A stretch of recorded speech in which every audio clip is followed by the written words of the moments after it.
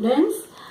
Beta, today we are going to start chapter number 1 of our syllabus, that is relation and functions.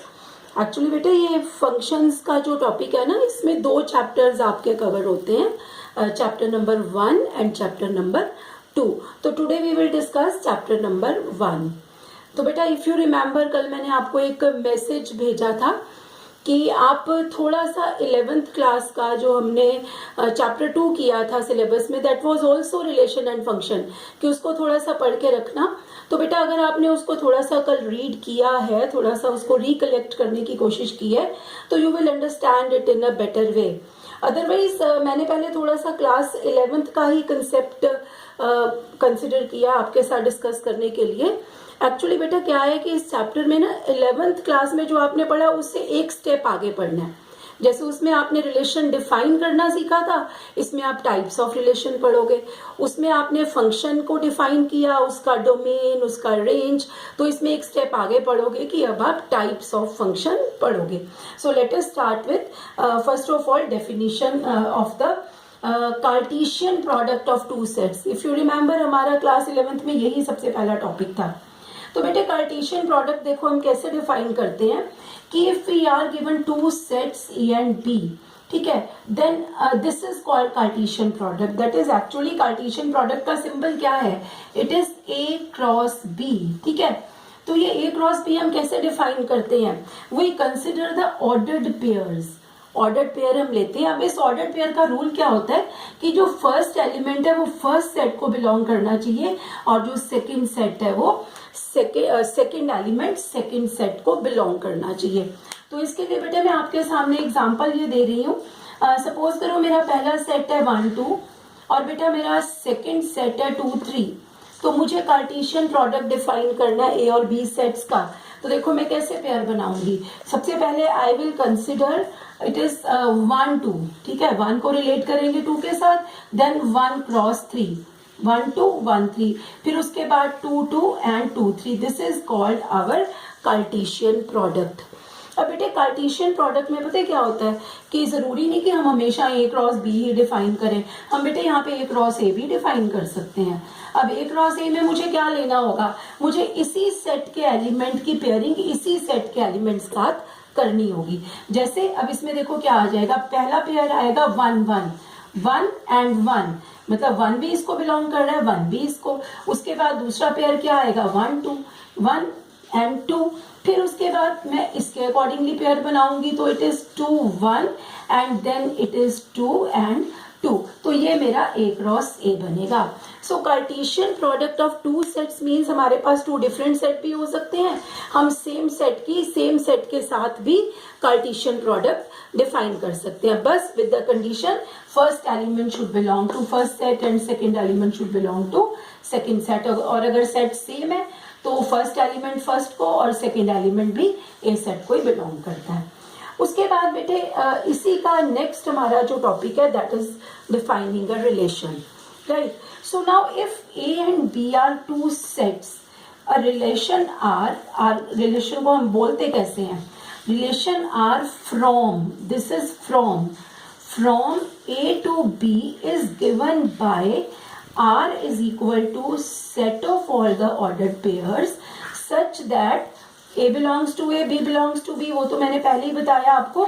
अब इसमें ना एक additional condition और हो जाती है, A related to B. अब इन दोनों में डिफरेंस क्या है बेटे? इसमें तो आपने ना सारे पेयर कंसिडर करने, सारे ऑर्डर्ड पेयर. मतलब इसके कितने ऑर्डर्ड पेयर बनेंगे? अगर इसमें 2 एलिमेंट्स हैं, इसमें 2 एलिमेंट्स हैं, तो टोटल ऑर्डर्ड पेयर मेरा जी बेटा. सो मैं आपको ये बता रही थी कि जैसे इसमें 2 एलिमेंट्स हैं, इसमें 2 एलिमेंट्स, तो टोटल ए क्रॉस बी में there will be 2 into 2 4 elements. ठीक है, तो लेकिन जो रिलेशन है ना, रिलेशन में देखो ये कंडीशन एक्स्ट्रा है कि ए को बिलोंग करेगा, बी को बिलोंग करेगा, लेकिन विद द कंडीशन जो हम पेयर ले रहे हैं ना, ये आपस में रिलेटेड भी होने चाहिए. इनका कोई ना कोई आपस में रिलेशन होना चाहिए. ठीक है, तो और एक्चुअली वो होने क्या वाला है, वो यहीं से ही निकलेंगे. मतलब इसमें से वो पेयर हम ले लेंगे जो किसी ना किसी वे से रिलेटेड है, बाकी छोड़ देंगे. ठीक है, सो उस जो हमारा वो जो सेट बन जाएगा ऑर्डर्ड पेयर्स का, that is called a relation. Actually बेटे क्या होता है कि रिलेशन रिलेशन हमेशा A क्रॉस B का सबसेट होता है, मीन्स इसी में से ही ऑर्डर्ड पेयर हमने निकालने हैं, लेकिन वो ऑर्डर्ड पेयर जो किसी ना किसी रिलेशन से आपस में बंधे हों, मतलब ये दोनों एलिमेंट्स आपस में बाउंड होने चाहिए किसी भी रिलेशन से, ठीक है। सो इसके लिए बेटे देखो मैंने एग्जांपल्स कंसिडर किए, इसी एग्जांपल का रेफरेंस लेके, ठीक है। अब ये तो मेरा सिंपल कार्टेशियन प्रोडक्ट है। अब मैं एक रिलेशन डिफाइन करने लगी हूँ ए बी। अब इनकी आपस में क्या रिलेशनशिप है कि A is strictly less than B। यहाँ R था ना, R की जगह पे मैंने लेस लिख दिया कि ये रिलेशन है, ठीक है। अब मुझे क्या करना है, इन दोनों के एलिमेंट्स को ऐसे रिलेट करना है कि फर्स्ट एलिमेंट हमेशा सेकंड से स्मॉलर रहे, ठीक है। तो देखो आप इसमें से भी चूज कर सकते हो, डायरेक्टली सोच के देखो। 1 इज लेस देन 2, तो पहला पेयर मेरा आ गया 1 2। फिर 1 इज लेस देन 3, दूसरा पेयर आ गया 1 3। और उसके बाद 2 is equal to 2 not less than, तो इसको मैं छोड़ दूंगी। अगला पेयर आएगा 2 3 बिकॉज 2 इज लेस देन 3। तो मेरे कौन कौन से पेयर बेटा इसमें आ गए, this is my first pair, second pair, third pair. तो ये 3 पेयर मेरे आ जाएंगे A लेस देन B में, ये 3 पेयर्स, ठीक है। अच्छा इसको हम क्या बोलेंगे, मतलब इसी रिलेशन को मैंने टैबुलर फॉर्म में रिप्रेजेंट कर दिया। ये इसकी सेट बिल्डर फॉर्म, ये इसकी टैबुलर फॉर्म, ठीक है, जिसको हम रोस्टर फॉर्म भी बोलते हैं। Now we come to second example. Second example में देखो मैंने कैसा रिलेशन डिफाइन किया। मैं बेटे इसी एग्जाम्पल का बार बार रेफरेंस ले रही हूँ, मैंने ऊपर लिख दिया इन अबव एग्जाम्पल 1। अब R2 देखो क्या है, अब इसमें ऑर्डर्ड पेयर कैसे लेना है, A divides B, first element second को डिवाइड करे। जो भी आप पेयर लोगे फर्स्ट एलिमेंट सेकंड को डिवाइड करे, तो इसी में से ही निकालते हैं। Now 1 divides 2, we always know कि 1 डिवाइड्स एवरी एलिमेंट, सो 1 2 आ गया। Then 1 divides 3 because again 1 divides each and every element, so every number, so 1 divides 3 means it is 1 3.